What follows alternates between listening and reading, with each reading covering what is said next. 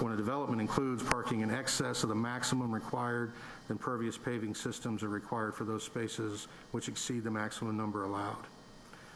The city stormwater staff reviewed the applicant's proposal and concluded a conceptual review meeting with the stormwater staff should be scheduled as early as possible in the design process, and civil stormwater soil erosion permits would be required. Birmingham Department of Transportation states that any new construction or redevelopment must comply with BDOT requirements. Applicant has provided a traffic impact study for this development, and the Alabama Department of Transportation requirements must be met also for this proposed development. After the properties have been pre-zoned by the city, the applicant plans to annex the subject properties into the city limits of Birmingham. There are landscaping requirements per the zoning ordinance. The subdivision action would be required to combine the lots. The Overton neighborhood met on February 2nd, 2021 and voted to approve the proposed zoning request. The property is not located within the Northeast Framework Plan area because it's outside its limits. However, adjacent properties are, and that North Framework Plan area does not have an active implementation committee. Staff did discuss the proposed rezoning request with Ken Johnson, but have not received a final response regarding their recommendation. The applicant's rezoning request is not consistent with the future land use plan of the adjacent properties, and city planning staff does not recommend approval of the rezoning request. ZAC held a regular scheduled meeting on April 20, 2021 and voted to not recommend approval. And that's for the zoning item. Do you want to consider both items simultaneously? I think so. Okay. So likewise, this is an annexation item. As mentioned, the item I just read is pre-zoning. If the pre-zoning is approved, the applicant would have 180 days to then annex the property into the city. If they're unable to annex the property, the pre-zoning would become null and void. So the annexation item, is for similar properties: 3520, 3526, 3505, 3500, 3540 Cahaba Valley Road, and 3456 Grants Mill Road. Once again, Wayne Graves is requesting annexation of these 5 properties that are located near the intersection of Cahaba Valley Road, which is Highway 119, and Grants Mill Road in unincorporated Jefferson County, adjoining the Overton neighborhood to the city of Birmingham. It is the intent of Wayne Graves to reserve the newly annexed parcels with property that he currently owns that is located within the city of Birmingham, with a goal of developing the said 200-plus unit apartment development and 30,000 square feet of retail to include a potential grocer. In addition, the applicant will seek to rezone all of his holdings from AG, C1, and AZD to D5 and C1 for the proposed retail development along Highway 119 and multifamily development in the rear with access from Grants Mill Road. The method of annexation: the applicant will apply for pre-zoning of the identified properties prior to initiating their annexation, with all parcels identified in the annexation application will follow the provisions of Section 114221 of the Code of Alabama. The adjoining properties in Birmingham were included in the Northeast Framework Plan in 2017. The future land use was designated as open space for all parcels owned by the Birmingham Waterworks Board. Neighborhood commercial for 3460 Eastern Valley Road, and residential low for the remaining parcels. Input from surrounding residents during the development of this framework plan wanted to preserve the rural character of the area and were fearful of any improvements to Grants Mill Road that would encourage more development. The site's proximity to Lake Purdy would be in conflict with the future land use plan established by the Northeast Area Framework Plan. The site's proximity to Lake Purdy poses concerns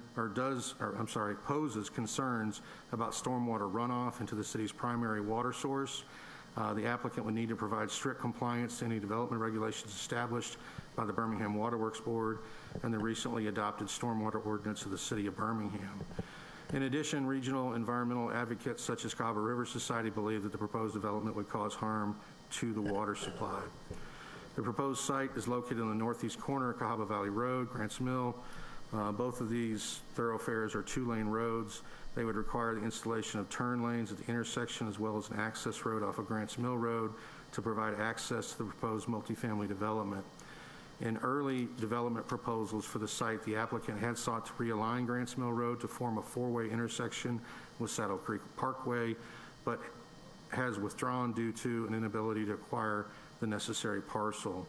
At present, there are no proposed projects along Highway 119 within proximity to the site to increase lanes or add signalization at its intersection with Grants Mill Road. The property is bounded on three sides by the City of Birmingham. The parcels located to the west and north of the proposed annexation are owned by the Birmingham Waterworks Board. The annexation area bounded by Cahaba Valley Road to the south is comprised of farmhouses in the Saddle Creek subdivision. Local residents oppose the proposed development because A, its size would increase traffic on 119, its proximity to Lake Purdy would pose a hazard to the water supply, and the Northeast Framework Plan had designated the future land use as open space and agriculture, which would limit any potential redevelopment to farms, forestry, and estate, or large, 1 acre lots or more. The City Property Committee has had an opportunity to review this potential application and wanted to be certain that city services could be extended to the site.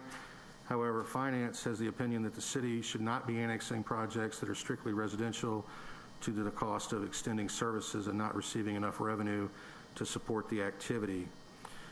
Staff recommendations include the Department of Planning, Engineering, and Permits has examined the proposed annexation case, and the opinion of staff is that proposed rezoning for these properties would be in conflict with a comprehensive plan, adopted future land use map for the Northeast Birmingham Framework Plan. The applicant would be responsible for completing any required applications for potential rezoning.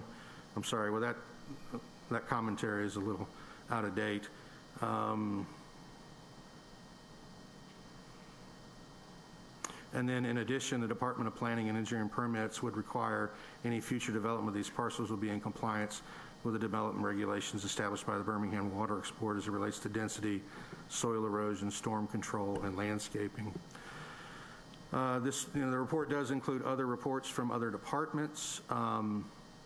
So the Department of Transportation, to our knowledge, there are currently no transportation projects planned for the roads adjacent to the proposed development. Any street improvements recommended by the Transportation Impact Study would have to be implemented by the developers, and costs for repaving any dedicated city streets within 15 years of initial construction would come to a cost of $2 per square foot of a street area in today's dollars. Birmingham Fire and Rescue Analysis, our fire department's water officer, Fire Inspector Beneva Nelson, has previously spoken with a developer about proposal. She's familiar with the proposal in Grants Mill. Reoccurring issue with these proposed developments is that the number of proposed units trigger code requirements for alternative access. Subdivisions are required to stand in their own right, meaning they are not able to borrow property or get easements from others to meet code requirements.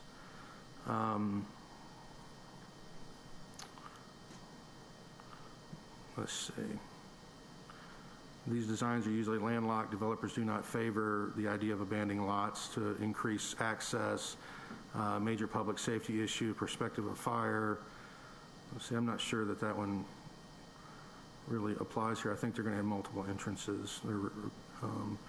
Let's see, our emergency response assessment of the property on Highway 119 Grants Mill demonstrate that there would be extended response time for the closest Birmingham fire station, which is Fire Station 32. Fire Station 32's current longest response is to Lake Purdy. The proposed properties are approximately 4 miles past Lake Purdy with Highway 280 traffic. For our response, for our first arriving, our apparatus would be approximately 10 to 12 minutes. There are mutual automatic aid agreements with Cahaba Valley Fire District, Rocky Ridge, and Hoover in place that could assist in the response. After driving, and this is a police department response, after driving the area and referencing maps, the Overton neighborhood of Birmingham is already spread out around the proposed annex sites. The Birmingham Police Department would be able to respond for calls for service for the proposed annex area. It should also be stated that as more development comes to the area, BPD would recommend hiring additional officers to patrol. Let's see, Department of Innovation and Economic Opportunity for this project stated that they are not in support of the project based on PEP description and review of the project. The following matters are major concern: conflict with the plan, Traffic impact, water, stormwater runoff. Project appears to be primarily residential, minimal commercial development, limited economic impact. The Property Committee likewise on January 14, 2021 regarding the Graves request at the Grants Mill and 119 intersection. There were concerns with the development as requested due to proximity to Lake Purdy. Attached are communications from Cahaba River Keeper, Cahaba River Society,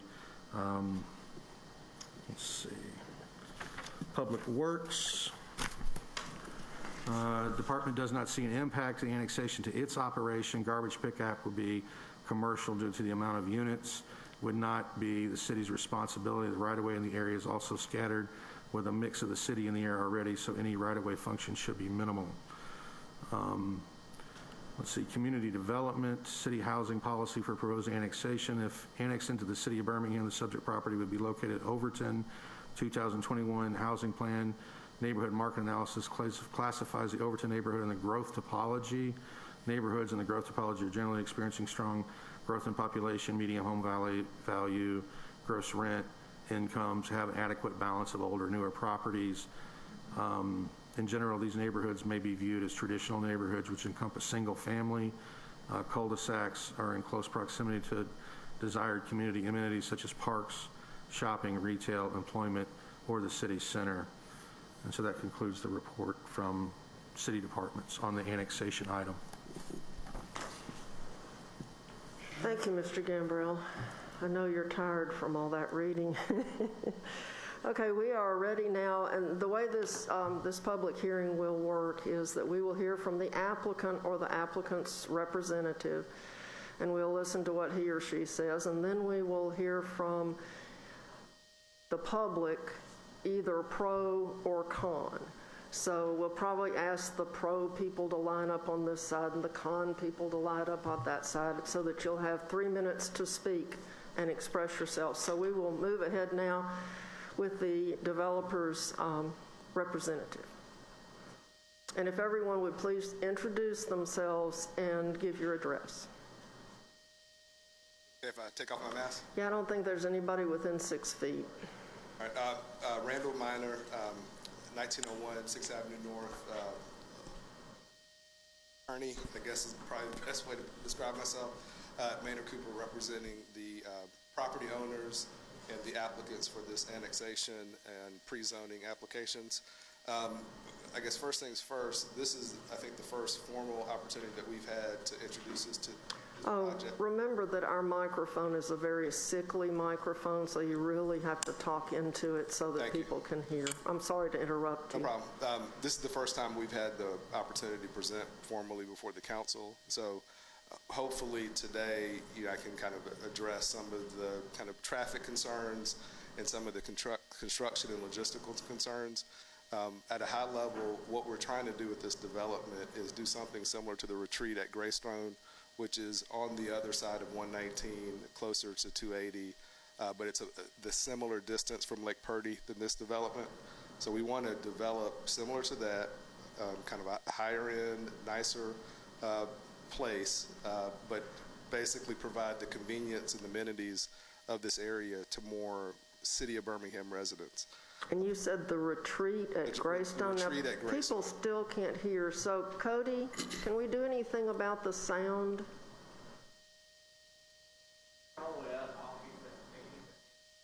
Okay, yeah, the hand mic. Very loud. This is better?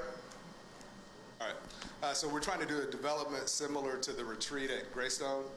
And just so to orient everyone. Check. That might be better. Is this better? Yeah. All right, great. Just to orient everyone, so I think we all know generally where Highway 119 is. So we're talking about the intersection of Highway 119 and Grants Mill Road. Grants Mill Road is, a lot of people use that to cut to 459. There's a lot of development along there. So we're talking about the northwest corner of that intersection.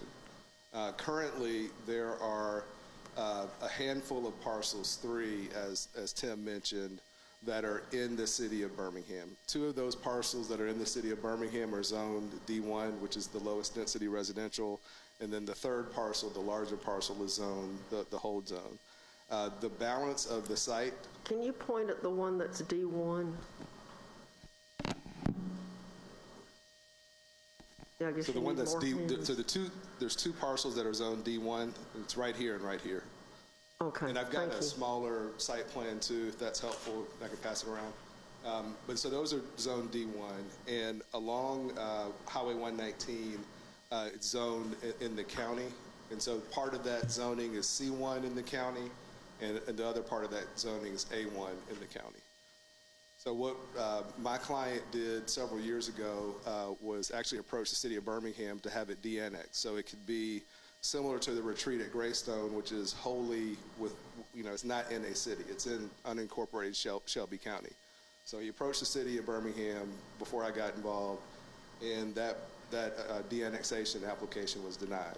And so I met him not too long after that. We began discussing different opportunities here.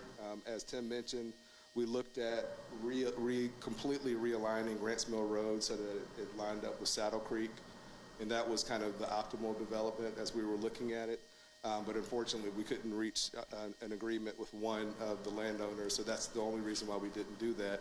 But all of the other traffic measures that we were looking at then when we were looking at doing the road realignment, we are trying to do that now. So one of the things that I'd like to do, if it's okay, is have, I'm going to have Wade talk first, and Wade is holding the this board, but Wade Lowry is the Vice President of EDG Engineering. He's the civil for the project.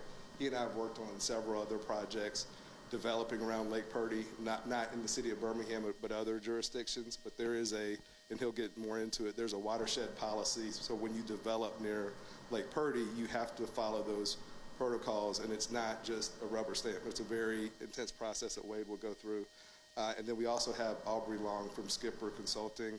He's the traffic consultant, and I hope you don't mind me saying that he's very familiar with this road, so he's going to be in the best position to answer specific questions about what we're planning to do, how we're looking at this. I think the main goal that I want to achieve tonight is just to give you guys information, let you know that we've actually studied this, but there are things here that we would be willing to change because the whole goal here is not to harm our water source. The goal is to have a development that's additive to the city of Birmingham, and in multiple ways. And so that's what we're trying to do. And we've done. Wade and I specifically have done a lot of these similar developments before. We want to do that same sort of profile. So I'll hand it over to Wade, and then I'll let you kind of lead from here. And then Aubrey will be after Wade.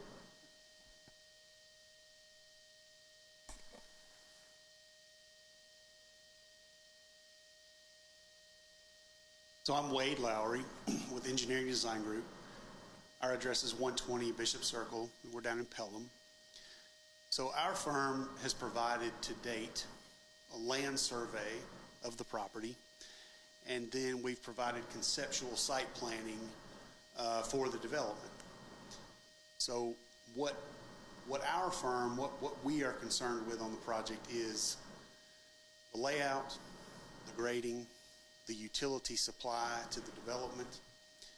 We follow the study provided by the traffic consultant on the team to draw improvements to Grants Mill Road and Highway 119. And then obviously stormwater falls under our purview to the project. So when we were first approached by the team about the project, obviously location of the project kind of came up first. So we all know that we're adjacent. The land is basically adjacent to Lake Purdy. And the good thing about that is, I'll say, that Birmingham Water Works Board has a very thorough watershed protection document, okay? So any development that occurs within a watershed of Birmingham Water Works source has to follow that document to the letter to be able to have any kind of approval. So I do have a lot of experience working through that document and the criteria that it presents. and I have worked with Randall on other projects where that was required. Basically, that document, and I won't drone on about this, that document takes the requirements of the city of Birmingham, state of Alabama from ADEM, and basically adds another exponentially more difficult and stringent layer of requirements for stormwater treatment on the site. So not only would we satisfy the city and their new, stormwater quantity and quality requirements, but we would also satisfy the state, because we're going to have a state stormwater permit. But then we would be, we would have to satisfy Birmingham Water Works. So, like I said, I have experience with that. That document is very thorough. It would be reviewed and approved by everyone involved at the waterworks, and as well as their consultant for the project. So in the layout of the project that we have right now that is conceptual at this stage, we've reserved area on the site for not only the detention of storm water for quantity of water, but we have the opportunity to implement several water quality treatment trains for runoff at the site during the construction process, as well as after the site is constructed, things moving along. So, and those items are not only what you would normally see in standard stormwater mitigation items, but also kind of proprietary things that we can specify about the project's stormwater infrastructure network that we can use to achieve all those requirements that would be put on the project. So I guess I'll switch gears from stormwater to talking about utilities. So we know that Birmingham Water Works has a main that exists within Highway 119, and that's how we would propose to serve the project with not only drinking water, but fire protection. We have received maps, infrastructure maps from Birmingham Water Works, and discussed the project kind of at a 10,000 foot view regarding water availability. Sanitary sewer will be provided by an on-site lift station that would collect sanitary sewer waste from the development, and it would be pumped away from Lake Purdy to a treatment facility owned by a private entity. We have met with that entity, and they do have the capacity to accept whatever wastewater is generated by the project. So we're not treating any kind of wastewater on site. That would be collected on site, and then pumped to a treatment facility off site. Traffic. So, obviously the location along Highway 119, we all know traffic can be rough on Highway 119. And that's why we've, the second thing everyone involved looked at was traffic. We looked at proximity to Lake Purdy first, then traffic. Skipper Consulting was brought on board to provide a traffic impact study for the project. They took the lead in that effort, provided the counts of traffic, and met with ALDOT. Highway 119 is an ALDOT controlled and owned roadway. Grants Mill Road portions of it are controlled by the city of Birmingham, and portions are controlled by Jefferson County. But the team has met with those three entities, and the state has given conceptual approval to what we've got shown. I don't remember or know if you guys have a copy of that site plan that we've got. But the project does propose to realign Grants Mill Road to eliminate what is currently an unsafe condition of how those two roads come together. Highway 119 would be widened to include turning lanes for Grants Mill Road, as well as Saddle Creek Parkway. And then there are multiple entrances planned for the development off of 119 and Grants Mill Road. So all of those items identified by the traffic study have been reviewed and conceptually approved by ALDOT. So we kind of have their blessing for what we want to do there. You know, will these improvements absolutely fix the volume of traffic on Highway 119? No, they won't, but they will help to mitigate the traffic that is brought about by the project itself. So we've talked about stormwater, erosion control, layout, utilities, and traffic. I'd be happy to answer any questions that y'all have for me from the civil perspective, if I can, if you have any.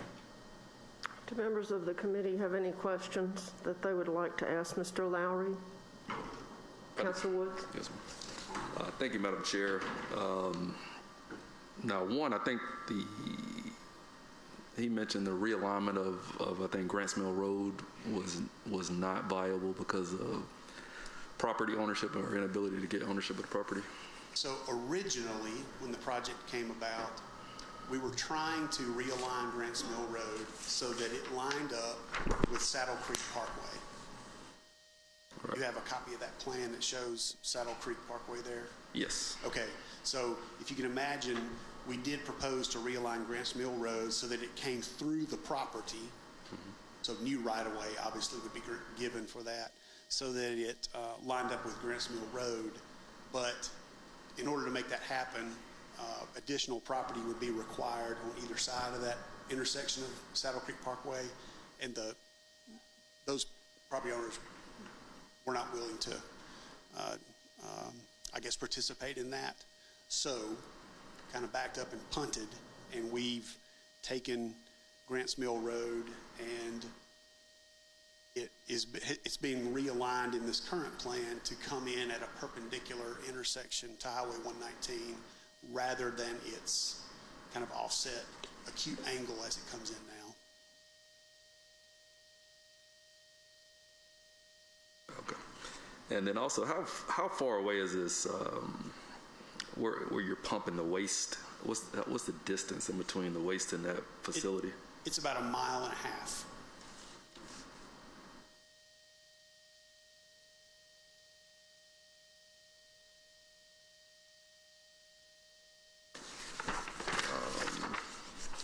Now, too, I don't know when this whole packet comes out, but if we can get this earlier, if possible.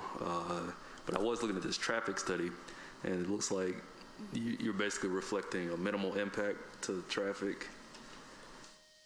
Yes, that's right. So as far as, I'll let Mr. Long get into specific questions related to traffic. Okay. He is actually the traffic engineer on the project. But okay. I'll hold that question. Yeah. Okay. Are there any other questions? Well, I do have a few. Yes, ma'am. First of all, does your drawing show Lake Purdy on it? The one that's on this? Is Lake Purdy just off the board? It is. And do you have this smaller copy of that site plan right there? Do you have a copy of that? I do. So there's a note at the top of that page where we have given an approximate measurement to the closest approach to the shoreline of Lake Purdy, and that distance is around 425 feet. Well, I'm doing my best to see that note, but I don't see it. Okay. It's there are some notes. Yes, ma'am, and I know the page is small and that text is even smaller and it's hard to see. Would you like me to come up there and point it out if that's helpful? Oh, yeah, it's like not up here with the 3 notes? No, come to the right slightly. Oh, it's kind of in the middle, kind of angled. Yeah. Yes, ma'am. Well, that explains why I couldn't find it. Okay, I gotcha. So the traffic study, I know he's going to talk about the traffic study, but we've heard this case once before. And my recollection, even though it was a long time ago, is that the traffic study was old and out of date, and y'all were going to update it or something to that effect, but this one still says it's from 2020. I'll let Aubrey speak to that. Yeah, my name is Aubrey Long. I'm with Skipper Consulting. We're a traffic engineering firm out of Birmingham, 3644 Van Road, Birmingham.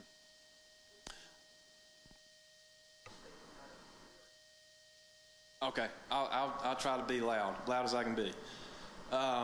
Yeah, so originally this study was done back in 2017. That was the original study where we've been talking about Grants Mill Road being realigned with Saddle Creek Parkway.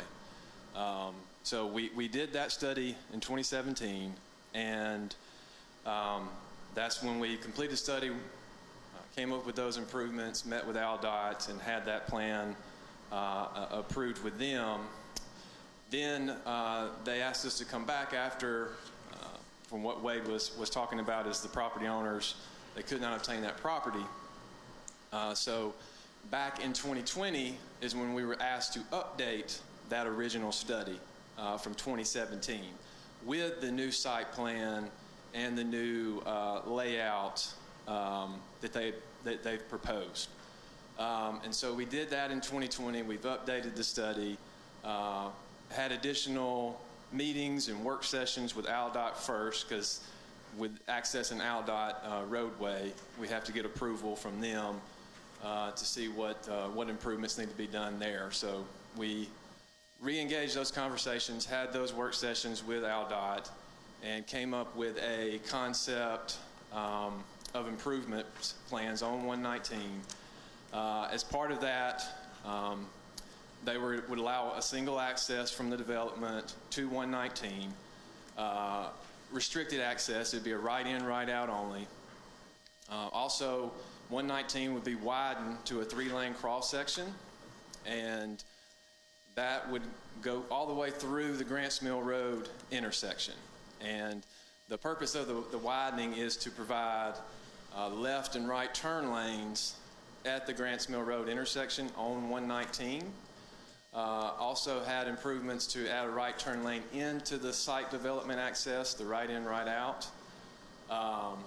Also had improvements to put barriers in place to prevent, whenever we do a right in, right out, if you don't put something in place, people will tend to just violate those turns. So we show channelization there to prevent lefts out and lefts in. And so once we developed that concept plan with AlDOT, got concept approval, then we transitioned and went and looked at Grants Mill Road for the new site plan that they have shown. They proposed 2 access points to Grants Mill Road. And so we studied that and developed similar improvements and recommended similar improvements for Grants Mill Road. We recommended to widen Grants Mill Road, talk about the realignment. Right now, when you come, and I come through this intersection just about every day, and if you're coming from Grants Mill Road approaching 119 and trying to turn right, it's a tough turn. So recommended to realign that, to straighten it up, get it more perpendicular to where you can easily make that turn. The additional improvements would be to have a left and right turn lane on Grants Mill Road. So if you were on Grants Mill Road, you'd have a left turn lane to turn back to the east, and then you'd have a right turn lane to turn back to the west, going back towards 280. We also recommended to extend this 3-lane cross-section on Grants Mill through the first site access. That would allow a left turn lane into the development, and also recommending a right turn lane coming into the development on Grants Mill Road. And after that access, the Grants Mill would neck back down to a 2-lane cross-section like it is today. So that was the update to the study. So we had recommended a substantial amount of improvements to 119 and Grants Mill Road. I know there was always the issues that we've had with the study done in 2020. Obviously, with the COVID-19 pandemic hit in 2020, had a big impact on travel patterns, people staying at home, so traffic numbers were down, and so that was tough for us as a company, is because early on we didn't have really good data to determine, at what level volumes were down. And so since that time, we've been able to get more data. RPC of Birmingham has published a lot of data that shows breakdowns of month to month of how COVID has impacted traffic volumes. For this particular case, we studied this, so we knew the scope of traffic. Like I said, we studied this originally in 2017, so we've counted in 2017, we counted in 2020.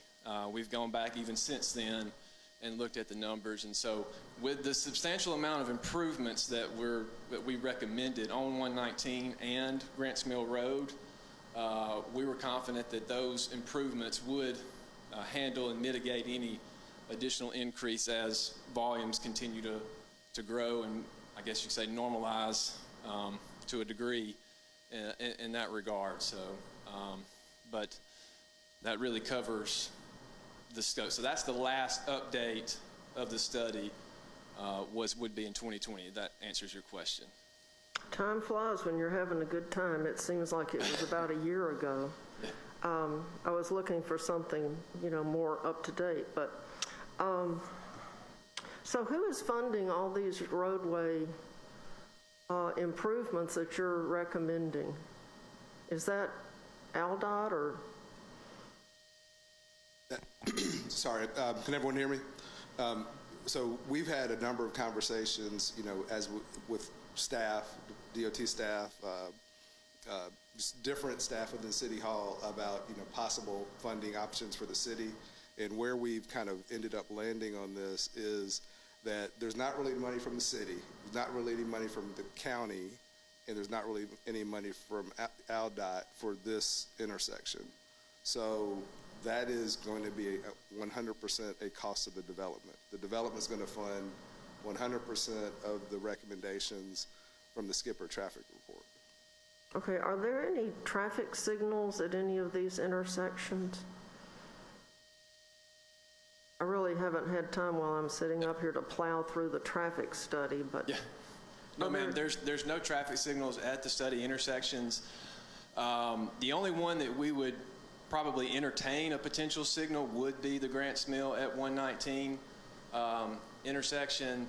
However, that is, like I said, that is a DOT roadway, and so ALDOT has its own procedures and guidelines for warranting a traffic signal at the intersection. And so it's a completely separate study and process that you have to fill out. There were discussions with DOT in our concept, and it was deemed unfavorable because the issue that you have at this intersection is the predominant movement is left turns on 119 headed back on Grants Mill Road, and then the right turns coming off of Grants Mill onto 119 headed back towards 280. So that's your predominant movement. The state requires you for a side street, which would be Grants Mill Road, it requires you to discredit a large portion of right turns because it's much easier to make a right turn than it is a left turn at an intersection. So they have guidelines that you have to take away a lot of your right turns if you're trying to warrant a signal based off traffic volumes. And so because of that, this intersection, 80-90% of the turns at this intersection are right turns from that Grants Mill Road. So a large portion of that volume is discredited. And you have to maintain more than just 1 or 2 hours a day. You have to maintain 8 hours of traffic to meet their standards for warranting a signal. And so even if you meet that threshold for your morning and afternoon commuter peaks, during the day, the volumes wouldn't quite be what you would want to see at that intersection. So it would be a completely separate process, and that has to be approved from DOT. So that's why we're at that point. Okay, well, I guess this is a rural area, so there not being a traffic signal, I can understand. Well, the rest of my questions are back for Mr. Lowry. Thank you. Okay. Wait, do you want to go ahead? Okay, so the other question is about the sanitary sewer situation. All of the sewage is going to go into a big, like, lift station? Yes, a ma'am, a tank, lift station. like a big tank, and then do you pump it 1.5 miles away, like down beside the roadway? Yes, ma'am, that's right. So the sanitary sewer would be collected on site into what's termed a lift station. So that, and lift stations like this exist all over the metro area. It just so happens that the counties, the Environmental Services Department of Jefferson County, their infrastructure doesn't extend to this location. So we've worked with a private company in Shelby County that owns current infrastructure that this would be pumped to. So the waste is collected at a wet well and lift station, and it's pumped through what's called a force main, okay, a pipe about 3 or 4 inches in diameter along the roadway to get it to the infrastructure. That's actually Southwest Water Company is the name of the provider there, to get it to their existing infrastructure and treatment facilities. And we've worked with them to know that their existing facilities have the capacity to take the waste from this development. Okay, thank you. Yes, ma'am.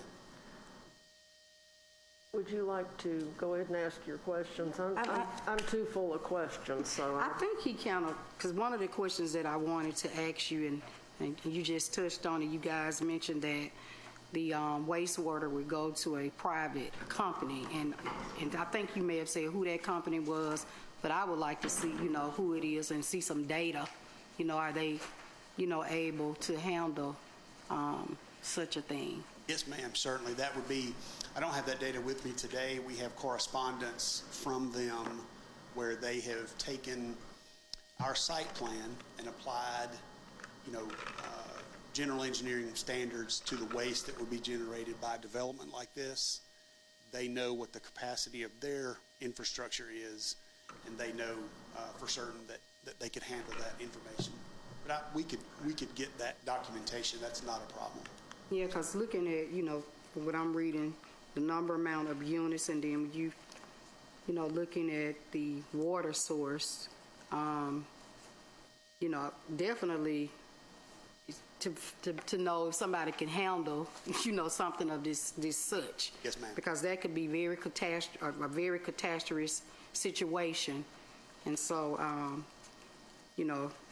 just make sure all the dots and I's and everything, but I'm very concerned, especially if it has something to do with the water source, and a development of, this magnitude, can be detrimental to a community. Oh, certainly. Yes, Yeah. ma'am. That would be part of, I guess, the thing to say would be just like the adherence to the Birmingham Water Works watershed protection policy.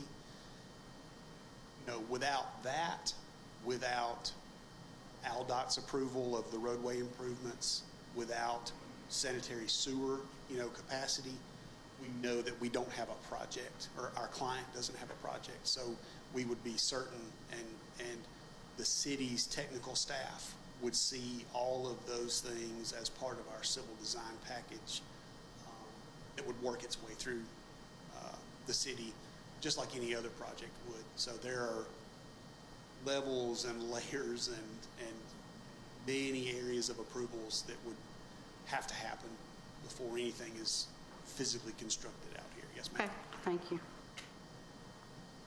Okay. I do have a couple of other questions. Yes, ma'am. This sewage lift station, if it breaks down, what happens? Like, can people no longer flush their toilets? Does it back up in their apartment? Or what if the tank or holding unit is full? Yes, ma'am, that's a great question. So these lift stations are almost like small buildings, if you will. And, those things are designed per State Department of Health criteria. So you have kind of redundancy built into a lift station like this. There are backup pumps. There are generators that would come online if we had a long-term power outage. And the wet well, and that's just another term for the holding tank that the pumps sit in, those things are sized so that you factor in, should something happen like a power outage or something like that, it has days of capacity where citizens can Yeah, I keep could on. just imagine some bad things. Yes, ma'am. Yes, ma'am. And also, I've been near a lift station once, and it didn't smell nice. Okay. Do new ones work where all of the odors they get pumped to that treatment plant? Yes, ma'am. I mean, the design intent, obviously, if you have odor, okay, from a lift station, there is something that's not quite functioning properly about that. So, can I stand here and tell you that would never happen? Well, no, but the intent of the design, the technical specifications of that system, that should not occur. Okay, but they're not like purposefully vented out into nature where, No, now they would have vent pipes just like your home does, but the air that is coming out of there should not carry a lot of odor with it. that's good, Yes, because ma'am. that would be highly unpleasant. And then I wanted to ask about your parking. It says here that you have a total of 492 parking spaces and that it exceeds the parking requirement, and I was wondering why. Yes, ma'am. So I guess the reason why you typically on a development like this, it is not out of the ordinary to exceed the required number of parking spaces. So we know that if you're a resident here, you probably have a car. If you have guests to your apartment or whatever, they're going to drive there and they want to have a place to park.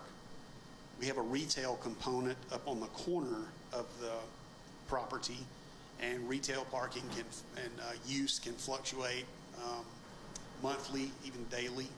So it's not uncommon to have above the required parking on a development like this.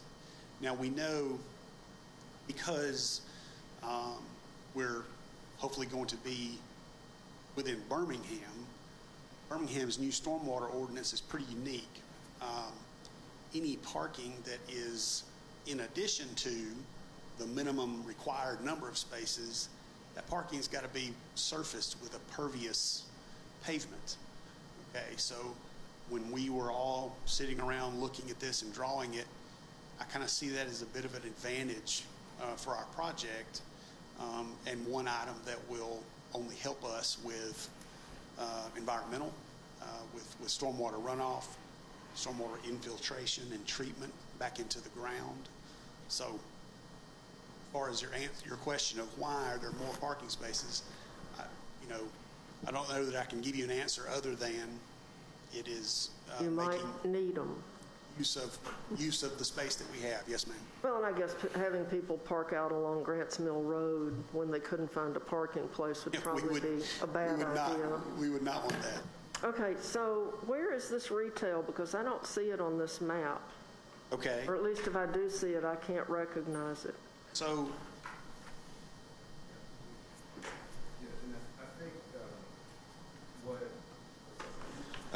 Randall again. What you're looking at is an updated site plan, and I think, Wade, I'm seeing what you're looking at. So our current application only seeks to annex in the residential portions of the development. So that's what you're seeing now is just the residential, and we can talk about that further, but the short of that is originally we had both the residential and the commercial coming into the city of Birmingham, and really we just withdrew it because we weren't sure if we ever were going to have a hearing. I think there's been a lot of back and forth on hearings, and so because that corner is zoned commercially already, a lot of the uses that we were thinking about, we figured out the city zoning. But I think it is the preference of the owner if we can get a rezoning path for all of it to be in Birmingham if possible. Okay, so that's on Lot 1? Right, Lot 1. Okay, thank you. I think, Can I just add one thing, just to kind of just reiterate if this ultimately goes to the council and ultimately, if they consider it for approval, what I would anticipate is all of these things that we've been talking about in terms of the lift stations, the compliance with all the different things that we've talked about, those would be incorporated in queue conditions. That is, been my number one thing with the client from day one on this is that, when you're developing this close to the water resource, obviously you have to follow the rules as written, but if there are special rules and considerations that the city council wants to adopt for this site, given its location, we're definitely interested in that. okay, and one more question. This property in the long-range land use plan is identified for residential, low, and open space. So why is the developer not developing it for what it's already identified for? Great question. So I think the primary reason, there's two, right? One is obviously financial, but the other piece of it is if you look on the internet, you look at all the Facebook groups that are in opposition to this, the number one thing people say is Grants Mill Road is a problem, Highway 119 is a problem. But there's no funding source to fix those problems. And the only way to finance those currently is for the developer to develop similar to what's already on 119, develop a similar development, and then he can afford to fund all of these costs that were just explained. And I've actually got a representative of the development team here as well. If you guys had questions for him, John Mejia, he was able to join, but I just wanted to introduce him, and if there are questions you guys had of him, he'd be happy to address those. Okay, well, I suppose if he has any unique information we hadn't heard yet, we should hear it. John Mejia, Providence Investments developer. Can you please say John that? Mejia, M-E-J-I-A. Yes, so what Randall was saying, the road is going to be majorly improved. There's going to be a light there. There's going to be the expansion of the road is going to be made to absorb, high traffic, also slow down lanes that will make it very, obviously for people entering and exiting the complex in conjunction with the other vicinity neighborhood across the street. So we're going to make that a very safe zone. Also, a lot of people are going to benefit from this, not just us. Residents towards Leeds, towards coming to Birmingham, and hitting the major part of Greystone, all that vicinity, not just only 280, but people are going to be able to come around and also alleviate the traffic from that area as well through our section. But the best thing about it is I'm not asking for any tax annexation. I'm not asking for a penny from the city, no one else. I'm doing this on my own cost, and it's a way of me basically saying to all you Birmingham, saying, look, we're going to do what is right for the city, but also we're going to do what makes sense and keep it safe, but also affluent. Because if you drive by there all the time, which I do, it is a gridlock in the evenings, in the mornings, and it creates a lot of problems. And I think there's more accidents because of it. So what we're doing is we're gonna try to alleviate that and also make it better with lights, traffic lights, slow lanes and speed lanes, and of course. Widen up the road and make that at our own cost. Well, when I drove out there to see this location, I got stuck in the gridlock too. So I don't like gridlocks. I was very impressed with the gridlock, especially since I thought I was out in the country. Well, I thought I was, I thought I was going to see some cows and horses, but I was not. No, as you know, it's a growing area, and how are we going to grow Birmingham and create it, provide more for the city? But we got to improve our roads, and that is one thing that people overlook all the time. I mean, look at 280. I mean, I know there's a lot of traffic through there, but we're not going to fix the problems of 280 or 60 or 459, but we're definitely going to make it better and easily accessible and in conjunction with that, I think not just us, we're going to benefit. There's a lot of other folks that are going to benefit from this. Because let's face it, there's going to be more, retail coming in the area. There's going to be more stuff around us.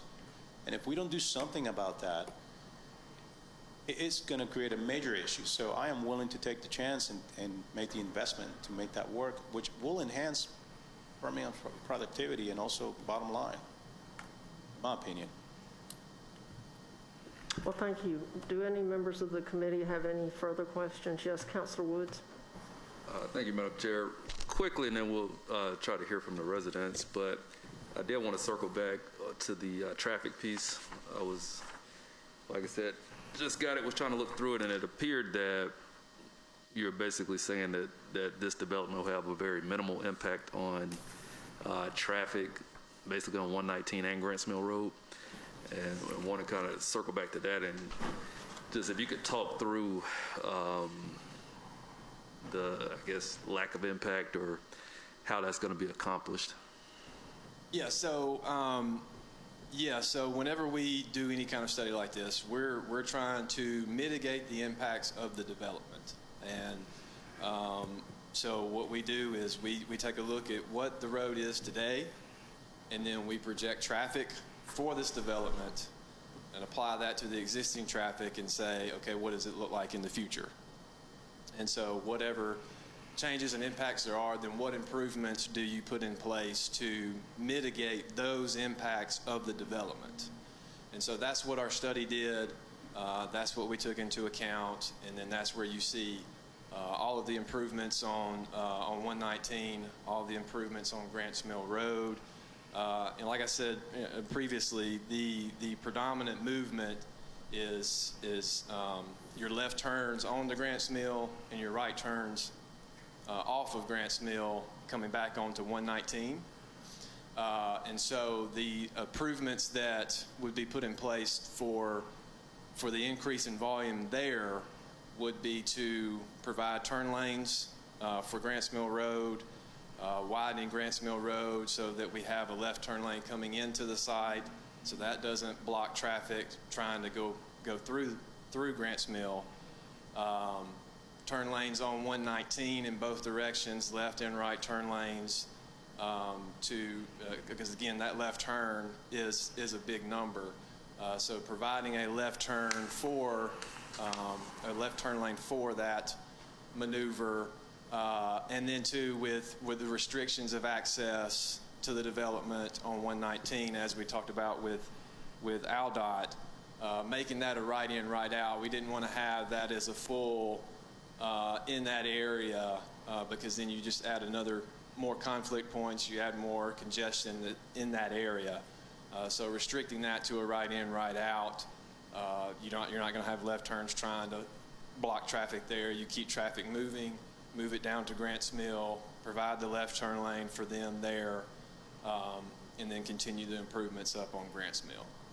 So I guess my thing is this a road that backs up like in the morning? And so I guess it sounds like what you've done is improve like entry or egress and ingress into the different sites or intersections, but how do you like the actual traffic volume that's on that road? And that's kind of my concern. So I was trying to see, did you see any impact there as far as that being worse or better? So right now today, you have Grants Mill Road tees in to 119. It's just a 2-lane cross section in each way, 1 lane in each direction. There's no turn lanes there. So I can tell you, I go this way in the afternoons. I'm making that right turn. Some days you hit it and it's fine, and some days, right now, if you have, for instance, a left turn, if someone wants to turn left on Grants Mill back on 119, they're blocking everybody behind. So if they're having to wait to turn left, every car behind them that wants to turn right is blocked. And so you can get back up there pretty regularly. So that's where coming in and putting the turn lanes in. So if you do have a left turn vehicle there, they don't block the right turns from being able to make that maneuver. Same situation for 119. Today, if you're turning left onto Grants Mill Road, there's no turn lane. So if you're turning left, you stop and waiting for opposing traffic, you're now blocking traffic behind you. Widening 119 to give that turn lane now would allow the through movements on 119 to go around and maintain flows through that area. Okay. But in summary, you're saying basically these adjustments at these kind of intersection or transition points alleviates and improves traffic overall? Or? It improves, yes, it improves traffic flows and mitigates the impacts of the development. Is it going to make everything just like no delay and you just flow right through there, everything's perfect? No, because whenever you have that kind of intersection, those volumes, you're going to have some delay. And so whenever we're working in that situation, especially with a state roadway, the main priority is to keep traffic flowing as best we can. When you know you have these high turns, provide storage so you can store them to maintain traffic around you. And so that's what these levels of improvement would do. Okay. All right, thank you. And then also, you said Lot 1 is not currently in Birmingham and is not currently a part of the request. Yes. Can y'all hear me? Lot 1 is not, and we're saying Lot 1, that lot actually doesn't exist as Lot 1 now. It's a different, that's not, but we're hopefully, if this gets approved, we'll do a resurvey and call that Lot 1. But Lot 1 is just for everyone's benefit. It's the property immediately adjacent to Grants Mill and 119. And so that property is zoned C1 in Jefferson County currently. And so the property owner has received, during this time that we've been going through this process, has received a couple of inquiries about it for retail operations. And so just to not have it held up in zoning with the city, we withdrew that part. But holistically, how we've been looking at this from day one was, just going back to, the framework plan and what the long-range plan for the city. Our position is that there's been a change of circumstances twofold. One is the availability of the sanitary sewer with Southwest Water, and that would be obviously a queue condition if we had that. And the second thing is all of these traffic infrastructure improvements.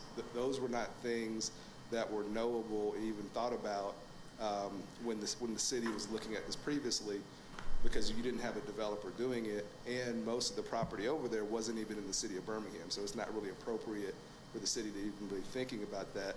But now that we have a developer in place that's going to fund those traffic infrastructure improvements and the sanitary sewer, this makes it developable.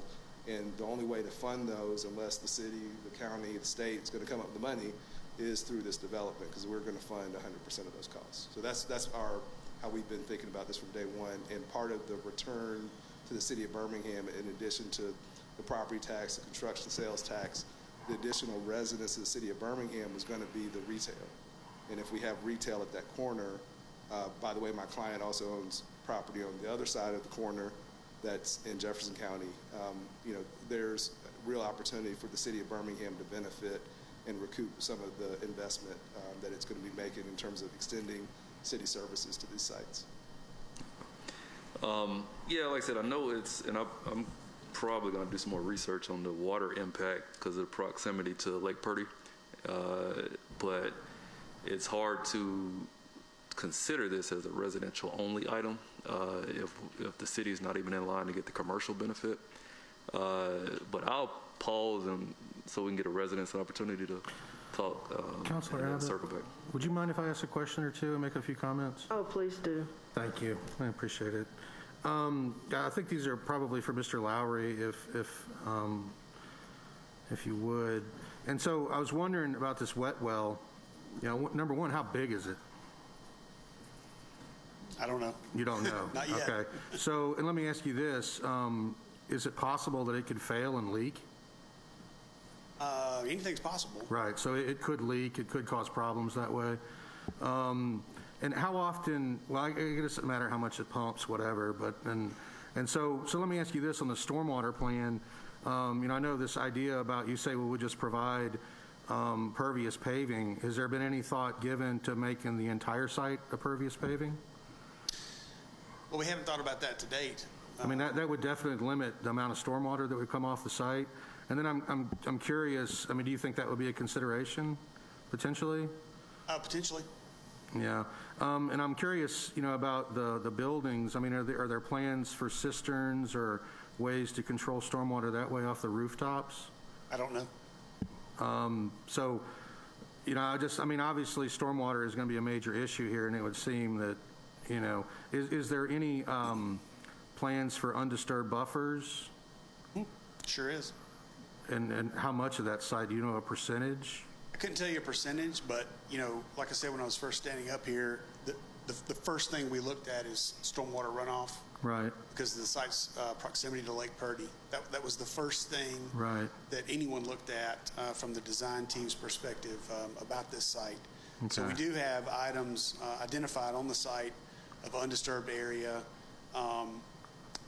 and stormwater and water quality retention on the site. I think you can probably see where we've tried to show some of that undisturbed area there on the site plan. Okay. But obviously there's going to be mass grading, do you have any idea what percentage of the site would be disturbed? Not standing here right now, no, I don't. Okay, well, that's interesting. If that was the main consideration, you would, but anyway. So I guess the comments that I wanted to make is to the point about conditions. I do know that when we discussed this previously, we did want to include several conditions if the case does go forward and is approved. And, one of those being that the Birmingham Water Works Board standards would be complied with fully.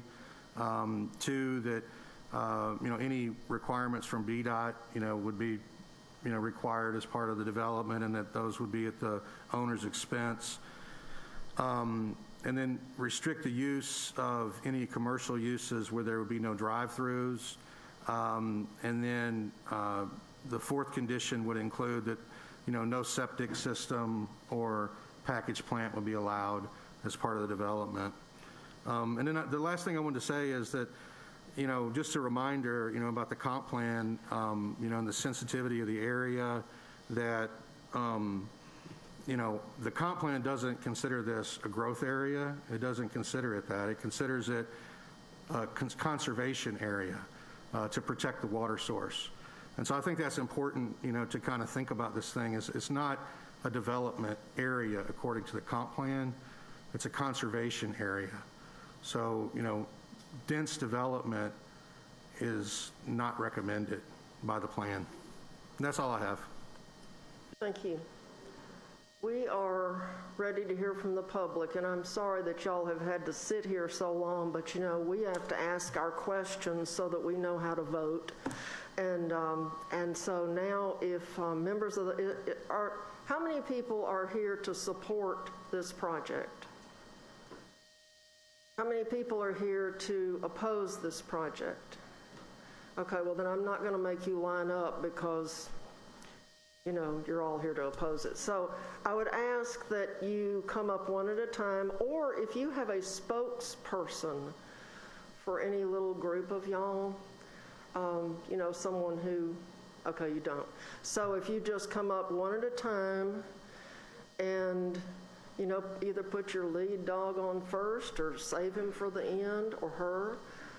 But you have 3 minutes to speak, and all that we ask you to do is state your name clearly. And we have a sign-up sheet outside that I forgot to put out. And so we have one now. We would like everyone's names and addresses just for the record. But if you will come up, state your name and address, and you have 3 minutes to speak. And if you start getting really over 3 minutes, I will signal you. Okay? Thank you.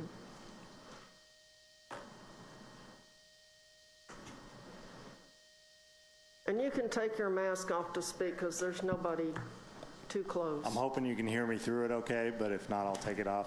My name is Ben Wegleitner. I'm with the Cahaba River Society. Our address is 2717 7th Avenue, Birmingham. Okay.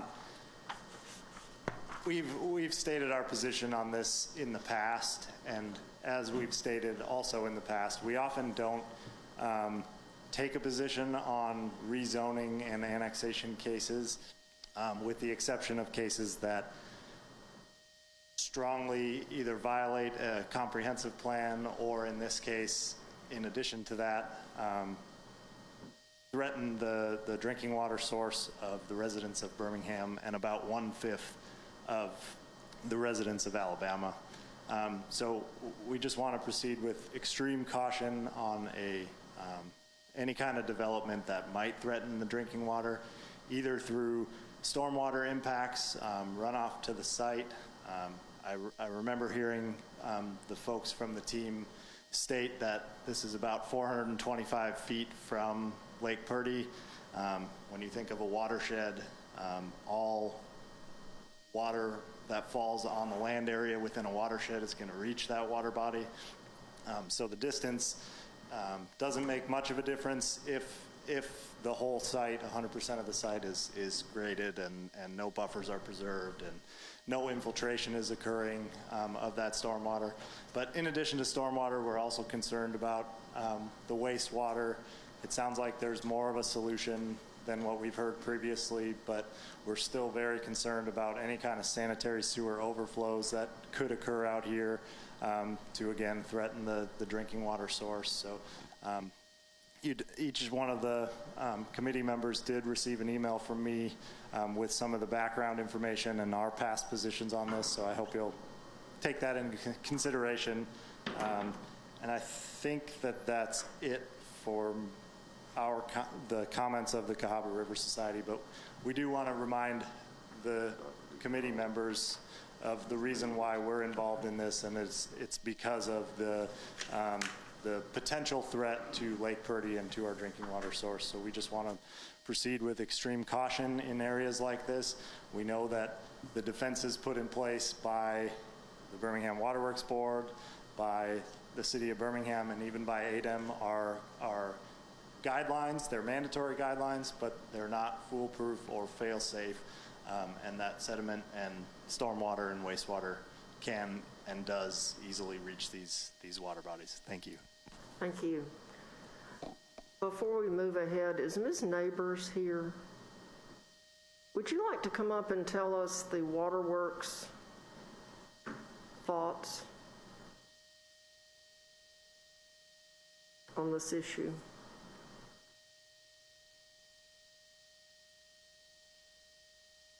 Y'all hear me with this one? Or should I use the other? Maybe use the handheld, it might help. April Neighbors, Birmingham Waterworks Board. I am the superintendent for our environmental and administration division within our engineering department. We also have our environmental consultant here with us tonight, and our watershed specialist is with us as well. And we have prepared a statement for you guys about this development. We do appreciate the opportunity to attend today's hearing regarding the zoning request located at this intersection between the Cahaba Valley Road and Grants Mill Road. The Birmingham Waterworks serves a population of over 600,000 stretching across 5 counties, including the city of Birmingham and its surrounding metropolitan areas. We own and operate Lake Purdy, which serves Shays Mountain Filter Plant, which is the one on 280 that most people are most familiar with. And this is one of the primary drinking water sources for that facility. And that facility serves approximately half of our waterworks customers. So this area surrounding Lake Purdy is very important for us and very protected. We have a very strong watershed protection policy for this area that we are very proud of, and we work with each of the developers to implement. We would ask that if the committee or the council is considering approval of the proposed development, that the Birmingham Waterworks would request that the city require the developers to comply with the watershed protection policy, which I know y'all already have that in your notes for this one. And then we would also ask that we would be given a chance to facilitate a formal review and confirmation just to make sure that compliance is being met before any official approvals would be given. So again, we thank you for the opportunity to attend today's meeting, and we appreciate you listening to our concerns. Thank you very much. Are there any questions? And you said your name is April Neighbors, and it's Nabors. Okay.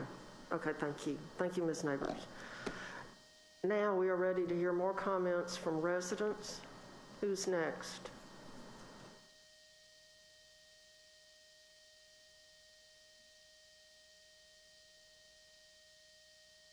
Hello, my name is Pam Young, and I live in the Grants Mill subdivision.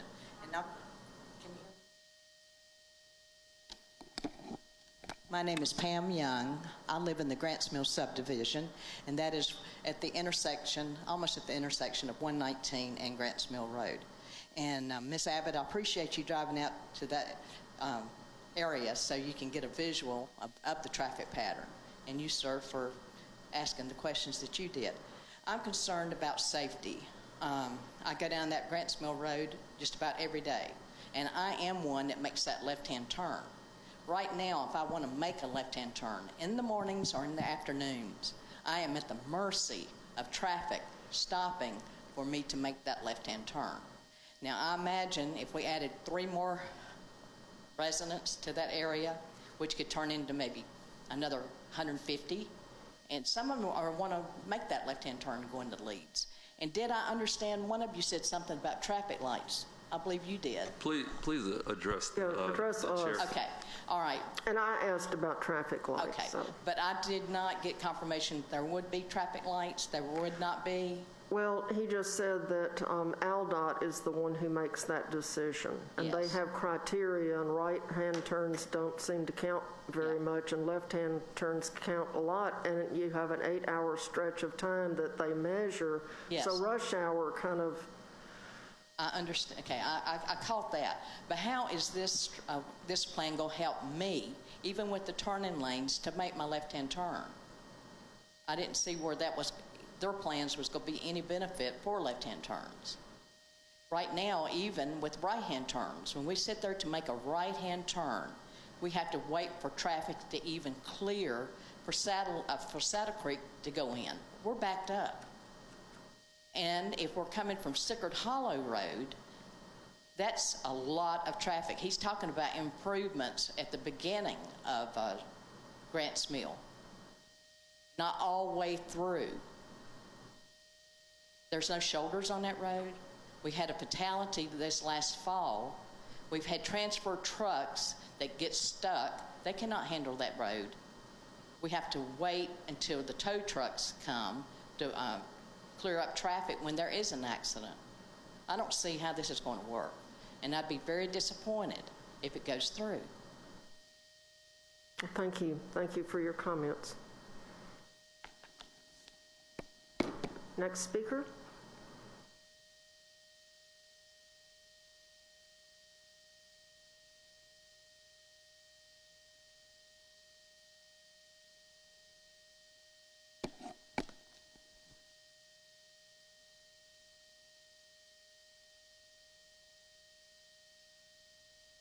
My name is Tricia Sheets. I'm a resident across the street from this proposed development. My street address is 3585 Cahaba Valley Road, Birmingham. And I greatly appreciate the opportunity to talk with you today. I am opposed to this development, and there's many reasons for it. It's very inconsistent with the existing community and the future plans, as Mr. Gambrell has said, that's been envisioned by the city of Birmingham for the area. Many of the residents who oppose this proposal have written letters. We've participated in every hearing that's been held regarding the Graves request.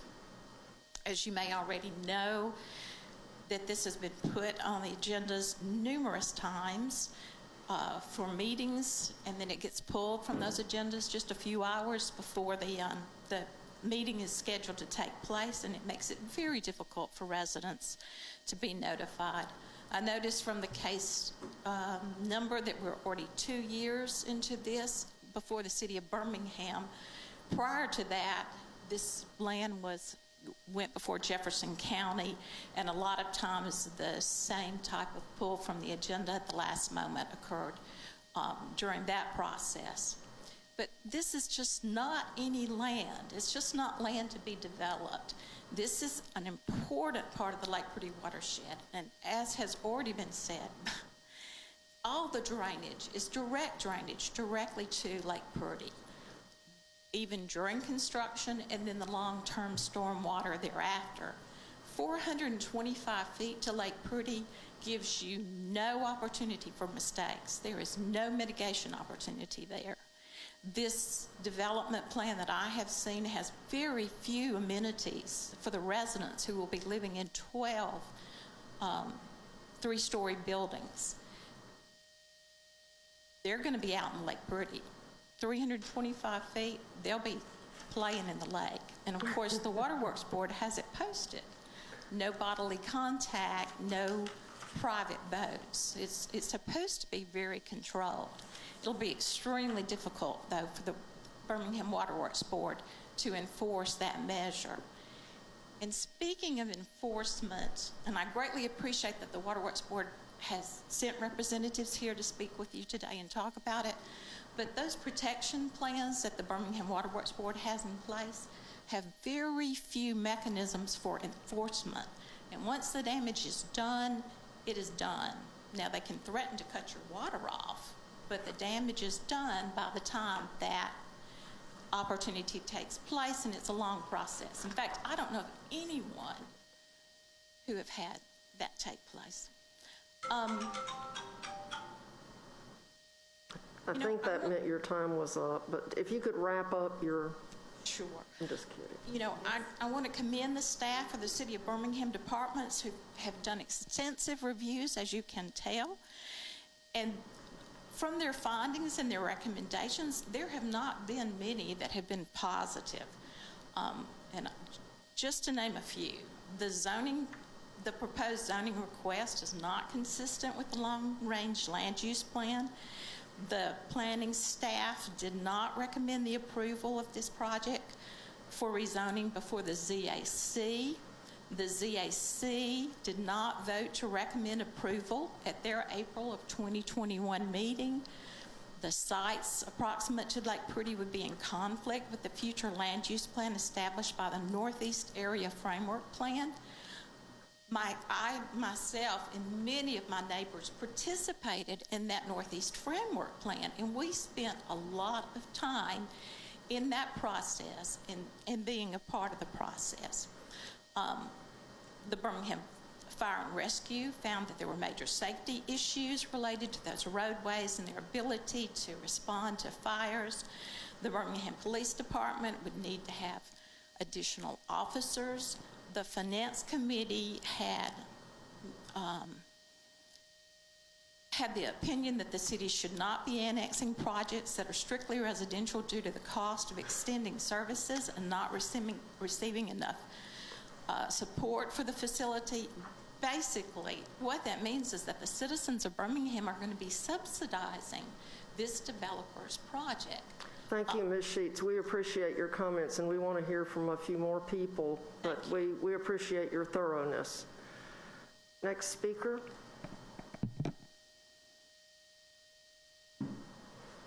Well, maybe there weren't any more speakers. Oh, there are speakers. Okay. Just jump right up and come talk to us.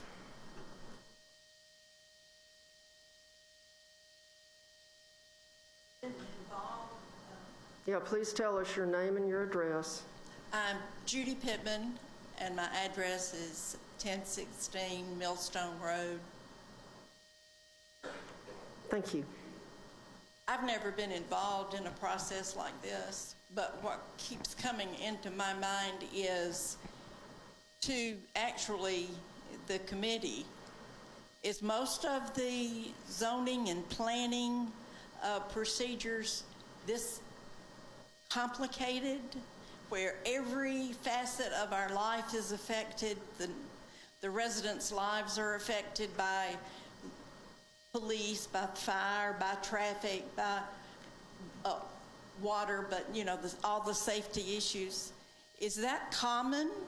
Yes, it's common on large projects. I mean, certainly if you're in the middle of a neighborhood already, it's not as big a shock. But yeah, a lot of times, especially big development projects, touch a lot of different aspects of people's lives. Well, I understand that part, but how long will this go on? How many hearings? Well, there's one more after this one. We're a subcommittee of the city council, and each committee has 3 members, and we examine issues very thoroughly before they go to the city council. And we vote at the end of the meeting and give our recommendation to the full council for how it should go. There's one issue that also came to my mind that I did not hear anything about, and that is electronic signage. Is that area permitted to have any type of electronic lighted signs? You mean like a flashing sign or something? Directional signs, the retail signs. Well, Mr. Gambrell would be able to tell us, what kind of sign the apartment complex would have. Yeah, the apartment complex, probably would be permitted to have a small monument type sign, which would be, just a small sign off the ground, not a large pole sign, but a small monument sign. Potentially, there could be some lighting, but it wouldn't be, it would be just kind of backlit or uplit, that kind of thing. Probably indirect lighting. Right. Well, thank you. Thank you very much. Needless to say, I'm personally opposed to this project and am really puzzled that it's even being considered because of its proximity to Lake Pretty. Well, anyone can ask for anything. So, next speaker, please.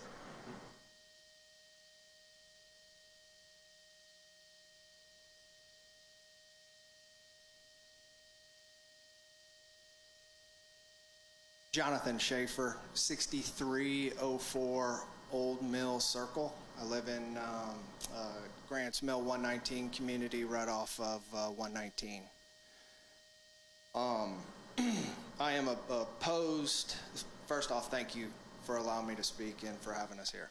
I'm opposed to this hearing and to this development. I'd like to real quick give you a brief explanation of why my wife and I decided to buy a house in this community. We moved in 2.5 years ago. We decided to get out of city limits and into the quote-unquote, like you had said, the country.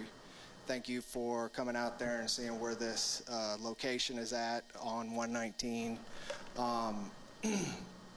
But we wanted to get away from what my wife and I like to call the riffraff and the city life and get into the country life. And we've all driven by this intersection of Grants Mill and 119. We fell in love with the horses. We fell in love with the smaller, close-knit communities, Saddle Creek. We have friends in Saddle Creek, Greystone, and then in our community as well. So with that, it attracted us to buy the house and also to have a family. So we just started a family, my wife and I. We have a 2-year-old and now a 4-month-old. So it's a huge concern on numerous fronts for me, financially, for us buying this property, to safety with my wife and now kids. There was a bad accident that just happened out there. Somebody was describing a couple months ago, shut down 119. We had people pulling in our neighborhood that lived in Saddle Creek to park their cars for the night to just walk to their house through the woods. So any type of issue, accident, since it's a 2-lane road, it's completely shut down for hours, as is noted in this document as well from the fire person that gave their opinion on this development. Stormwater runoff. I highly recommend you guys drive to our neighborhood. You will see the issue with stormwater runoff in the past couple years, at least 2.5 years since we've lived there. Stormwater runoff and the amount of rain we received in the past 2 years has been, off the charts. And so right now the bodies of water are connected throughout communities all the way to Lake Pretty. this is just going to be multiplied and have the potential for a disaster with any issues in sewer or drainage. Traffic, we've already beat that dead horse. Not one positive or in favor recommendation in this document or from any division or department within the city. I think that is pretty, glaring and speaks for itself. The one neighborhood that voted for approval, Overton neighborhood, is over the mountain. I wonder why Saddle Creek, Greystone, or my neighborhood didn't, get picked to vote for approval on this. And lastly, the biggest thing is Pandora's box. This gets approved, this is going to open Pandora's box for not only the issues that come with it, but additional developments, and then you just ruin the nature aspect of Lake Purdy and this community. So I just highly caution you on that when you vote and pass this on. Thank you very much. Are there any other speakers?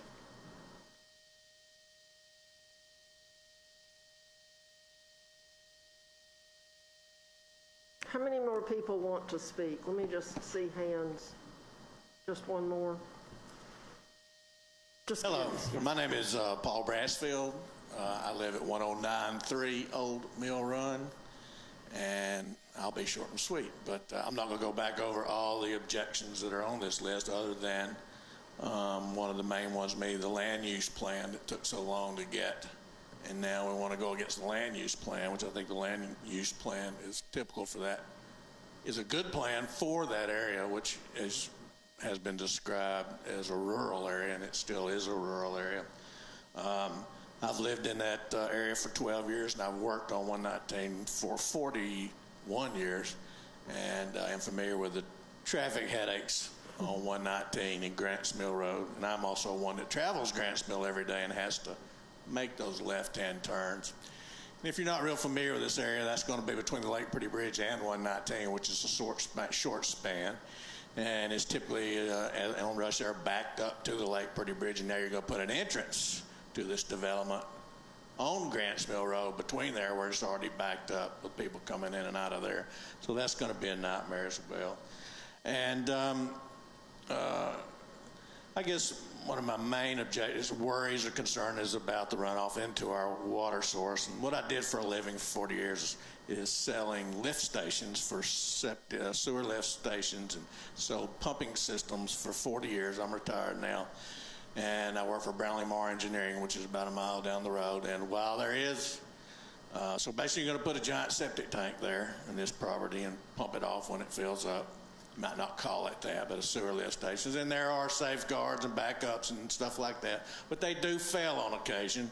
Look at City of New Orleans, Katrina, and all that kind of stuff. Pumping stations do fail, and where's that going to go? It's going to, the sewage and water runoff's going to go right into Lake Purdy, because there are things that do happen.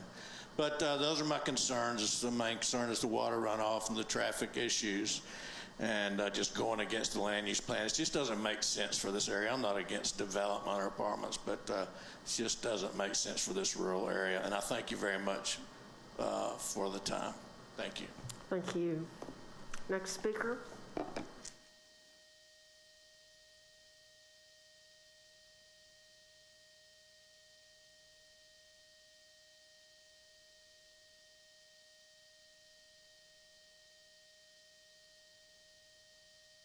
My name is Linda Nelson. I live at 1036 Millstone Road.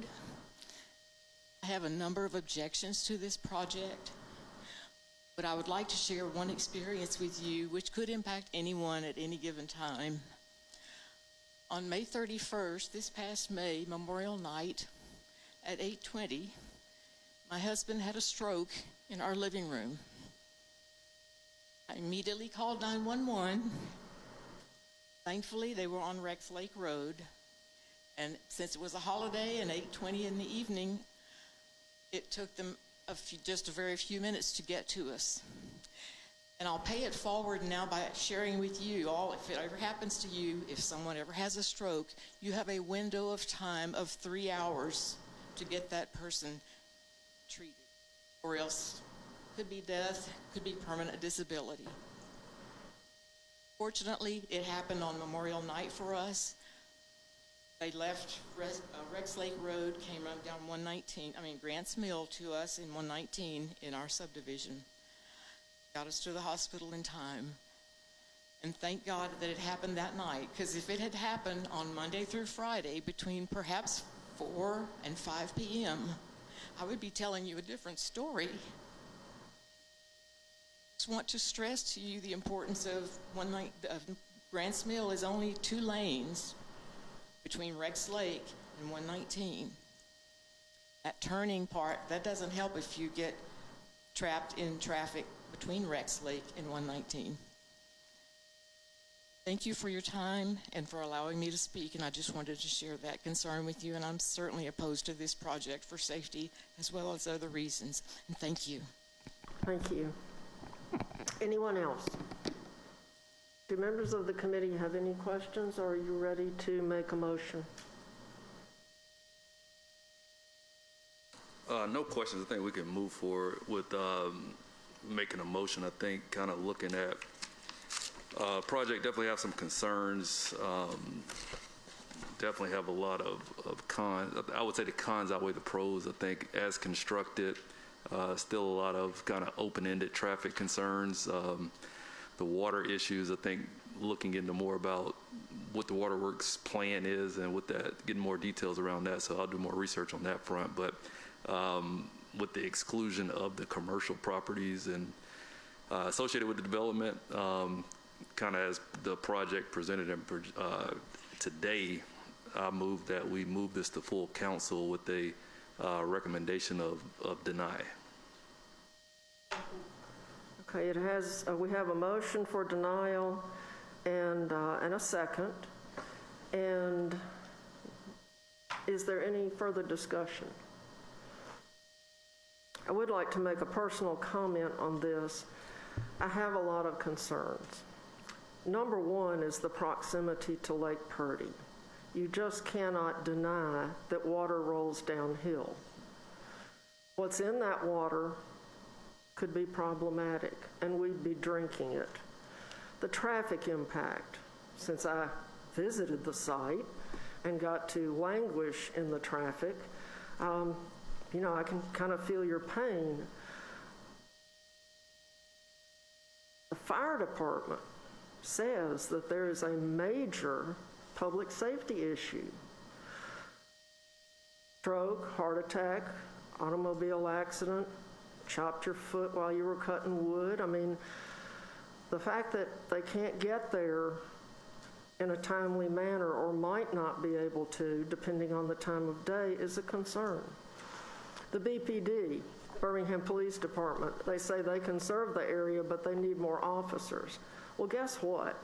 We're short over 100 officers right now. Yeah, they need more officers, but the chances of getting any are probably pretty slim.